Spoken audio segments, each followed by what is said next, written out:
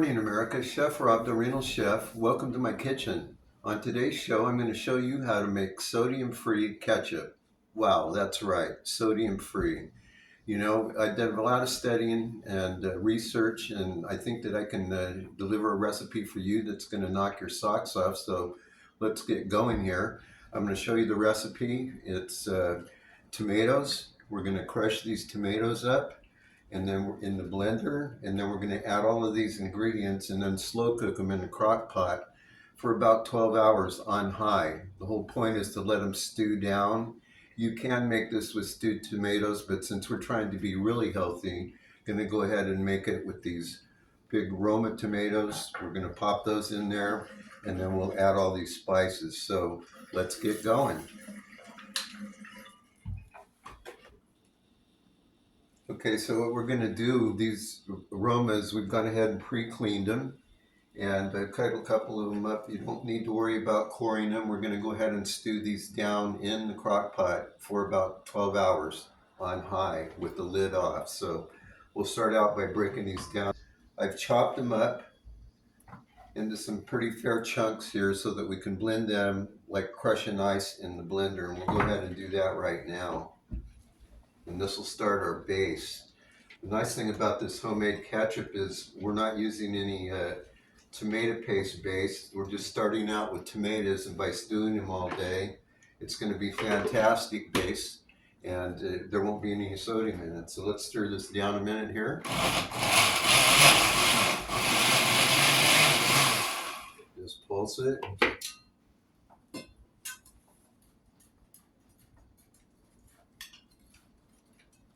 Get it broke down. It doesn't have to be like a slurry. You just want to chop it up a little bit, because it's going to get real fast when it goes in there and have it break down.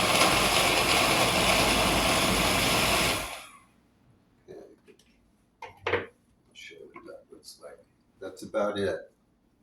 We're going to go ahead and pour that right into the crock pot. That's the beauty of this. You start out and you do that, and I'll continue to put these in. I've used a couple of these. For every tomato that you put in there, you want to add a quarter cup of water for each tomato. I put 2 tomatoes in there so far. So we'll add 1, 2.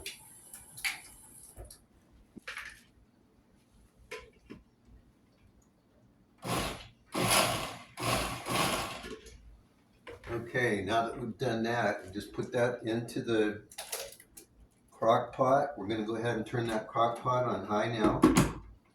And then we're going to add the rest of these ingredients. And these are the bases for all homemade ketchup, just about, if you do your research.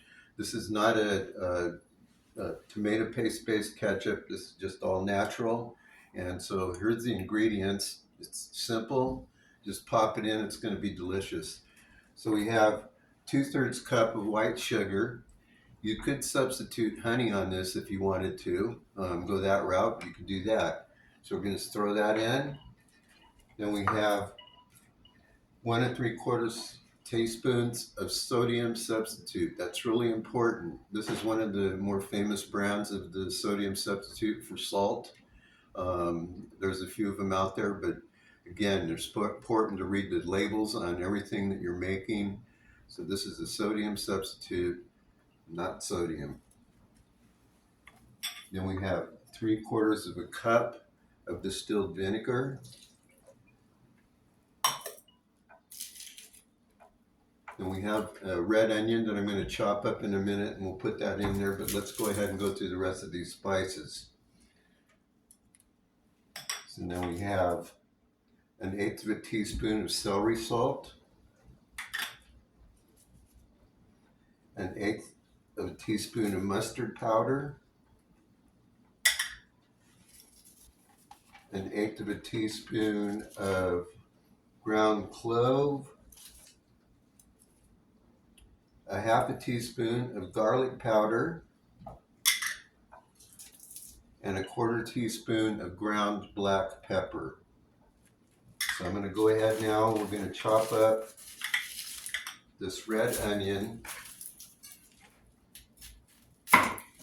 And we're gonna leave this into some halfway big pieces because they'll break down, and at the end of this, when we're done cooking it, we're gonna go ahead and blend it gently, finish breaking it down, and then we're gonna strain it through a strainer to get all the seeds and excess leaves and skin, anything that's left over in there, out.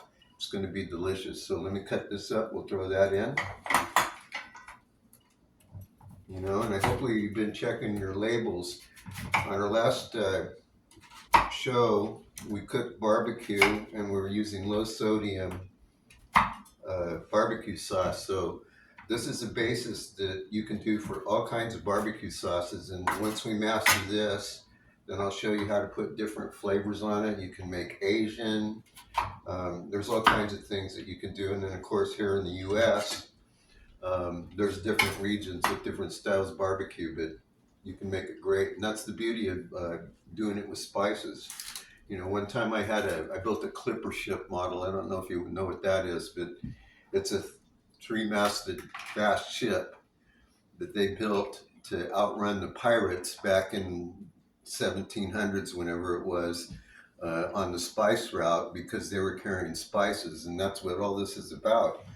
And so we put all this in here, we'll let it blend down, and it'll break down. So it's pretty much that simple. We'll let it stew for about 12 hours. Now what you're going to do while it's doing it through the day, you want to leave the lid off. That'll help the water evaporate slowly, and you'll keep stirring it about every half hour. Keep an eye on it. And it's going to take about 10 or 12 hours. So I'm going to go ahead and do that, and we'll be back and show you what the end result is. And this is going to be so good. I'm looking forward to eating some French fries. We'll be right back.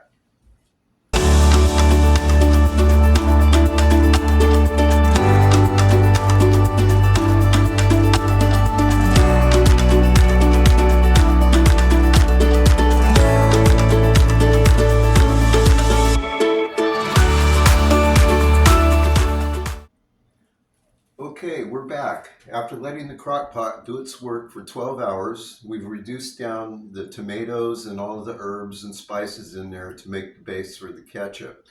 I just took a taste of it, and it is fantastic. In fact, this could become a marinara sauce. And you might want to set some aside. We'll show you how to do that at another time. But right now I want to show you, you can see how it's cooked down about halfway. And if you can see in here where the crock pot started, the line, it did reduce down a little bit more than halfway. So now what we're going to do is we're going to go ahead and strain this out and press it and get it into the same consistency as the ketchup. So let's go ahead and do that right now. But before we do that, the final thing, we need to take a blender or an immersion blender and gently process this down a little bit more so it'll break up those final bits and it'll make straining it out a little easier. So I'm going to do that right now.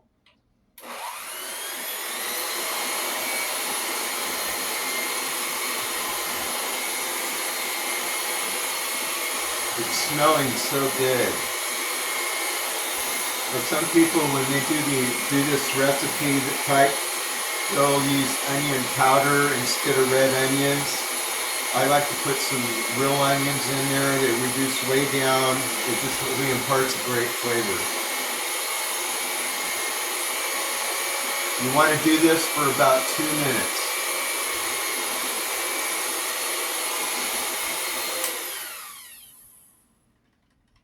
Okay, now that that's done,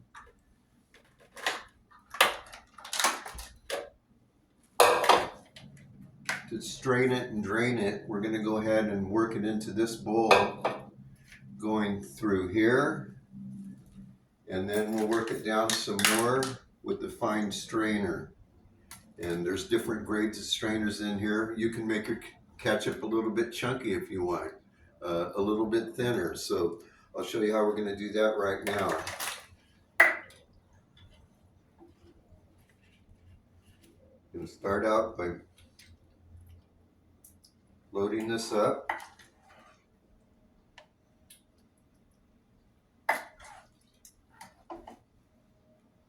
This stuff really broke down good. So we're going to work that through, and we can press it down.